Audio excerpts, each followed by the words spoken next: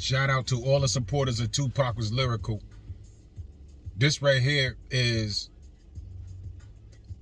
my interpretation of what Tupac was talking about when he mentioned battling LL, KRS-One, and Rakim.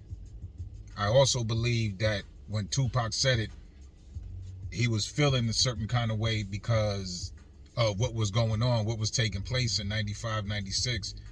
And, you know, in this particular interview, don't even know who the interviewer was, you know what I mean? But I believe Tupac was just naturally talking, and, you know, he said some things about if any New York, if these, you know, even like he got love for KRS-One, you know what I mean? But if he was like, if Rakim or LL or KRS-One was to diss him, he would get at him and destroy him because he mastered their style, so to speak. And then he also mentioned the 5 deadly venoms. So when we talk about the 5 deadly venoms, on the meme that you're looking at, on the meme that you saw, you seen Biggie and Kane was on there. So that right there would be the 5 deadly venoms. I say that to say because Tupac was on a track with Big Daddy Kane called Wherever You Are, and Tupac killed it. Tupac was flowing, he was tight, like it was just like, yeah, you know what I mean, like, and it wasn't no diss to Big Daddy Kane, it was just letting you know, I'm here with you, I mastered what you did and took it to another level. Kane was still doing him. Kane still had the punchlines, the witty, the humor. That's his style. That's his style. So Tupac ain't necessarily get witty. Tupac did what he did, but he was just showing Kane like, yo, I get busy. But if we was to battle, my nigga, I would take it there with you. I probably know what Tupac is probably saying. I know what you would do before you would do it. And Biggie was also on the cover. And Tupac also did songs with Biggie. So when Tupac came at Biggie, you know, Biggie never really responded. So that makes Kane and Biggie a part of the other 3 that was mentioned, which brings us to 5 deadly venoms. And the 5 deadly venoms would be like Rakim would be the Toad, T-O-A-D. The Toad style is immensely strong and immune to nearly any weapon. Rakim changed the game of hip-hop. And he threw shots at EPMD. There were shots thrown at Big Daddy Kane. And I think Big Daddy Kane threw some subtle jabs back. But more than likely, nobody never dissed the God MC. Nobody. You know what I mean? When Rakim comes through, roll out the red carpet, this, that, and the third, the God is in the building. KRS-One would be the Scorpion of the 5 deadly venoms. His style is about striking and striking hard.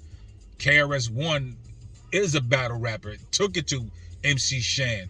Took it to Nelly. Took it to PM Dawn. Took it to X-Clan.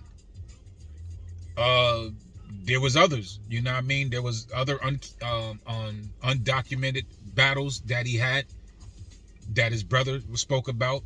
KRS-One probably mentioned. But he's another one. He's another one of them 5 deadly venoms. Then there's Big Daddy Kane. You know, like we mentioned earlier, Kane would be the centipede.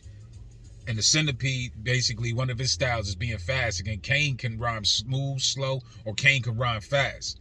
You know, Kane was good at rhyming fast. He was good at that. And he got, you know, he got style and he was witty, like I mentioned earlier. He was humorous and he could get serious, somewhat political. You know what I mean? Then we got LL. LL would be the snake. And that's no shade. Although LL is a tongue-licking, you know, brother. You see LL always do that. You know what I mean? LL would, I probably look silly. LL, you know, does that. But the attributes of the snake is fights extremely well. It had a 2-pronged attack, a stabbing type of style. LL came at Kumo D, MC Hammer, Ice-T, Cannabis,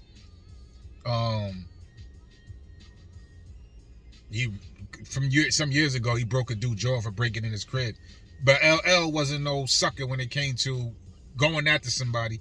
And his record, I Shot Ya, seems to, a lot of people believe that was a response to Tupac. Biggie, his style would be the lizard of the 5 deadly venoms, agile and nimble, able to move quickly, quick-witted. You know what I mean? Yeah, Biggie, was quick, to get on the track, didn't write his rhymes, did a lot of reference tracks for his groups, and Biggie was real witty with his rhymes, you know what I mean? He was real rhymed, and Biggie was real witty. And then we have Tupac. Tupac would be, and I might not be saying this right, but he would be the student that the master taught the 5 styles of the 5 deadly venoms. So Tupac would be, or would have learned the toad style. Tupac would have learned the scorpion style. Tupac would have learned the centipede style. Tupac would have learned the snake style. Tupac would have learned the lizard, and Tupac would have learned the lizard style. And the reason why this particular master taught this student all that, because the 5 deadly venoms, they were using their styles for evil purposes. Not saying none of these were, but when Tupac referenced, it's like the 5 deadly venoms, Tupac was basically saying he's that 6th one. He's the one, he's the student that when he says he mastered their style and he would destroy him, that's what he was referring to. So if it came down to that, that just lets you know how deep Tupac was with that. You know what I'm saying? It's just like, oh nah, I would destroy them. You would definitely have to study KRS-One, because KRS-One is very versatile. So, but I believe Tupac can get the same way, because Tupac did songs. Tupac was just as versatile as animated as KRS-One is. So that would definitely be a good battle. Tupac versus Rakim in a battle, it would have been tough, because Tupac would have had to come with a lot of metaphors.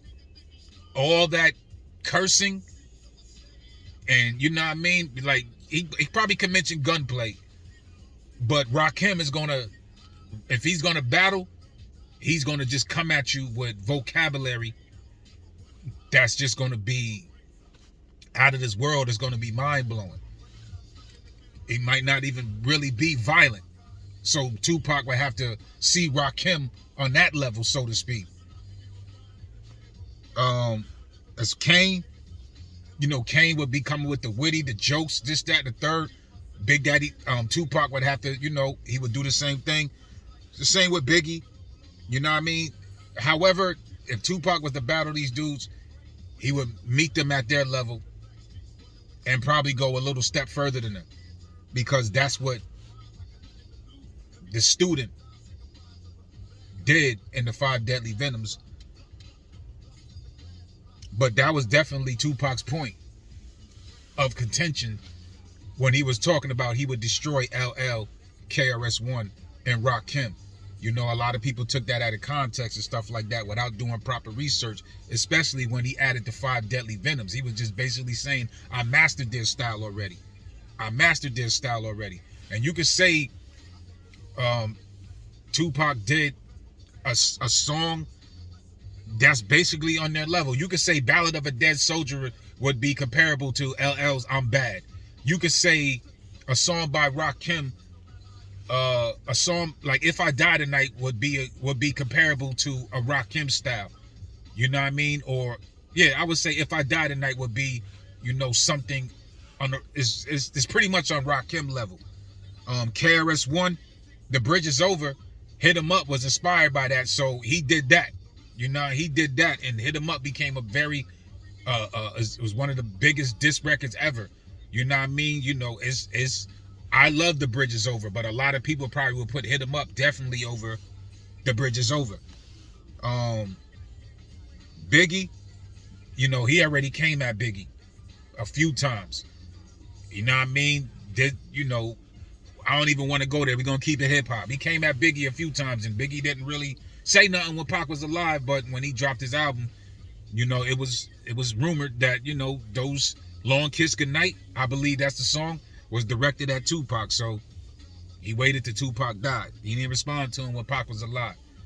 So that just goes to show you that, you know, Tupac, he meant what he said when he said, I would destroy these dudes. You know what I'm saying? Even though he never battled Rakim, KRS, and Kane, but he did take shots at LL. And LL said, you know, what did he say? What did he say? He hate Tupac but loves some LL. I forget. I think it was on that song, Something Like a Phenomenon. Something Like a Phenomenon. But it was light. It was light. It was light, but definitely, you know, Tupac definitely came at LL. LL, I rock your bells. And that wasn't really a bar. That was just him just talking that shit. You know what I'm saying? So anyway, that's the 5 deadly venoms. That's what Tupac meant, in my opinion. And there's nothing else to say.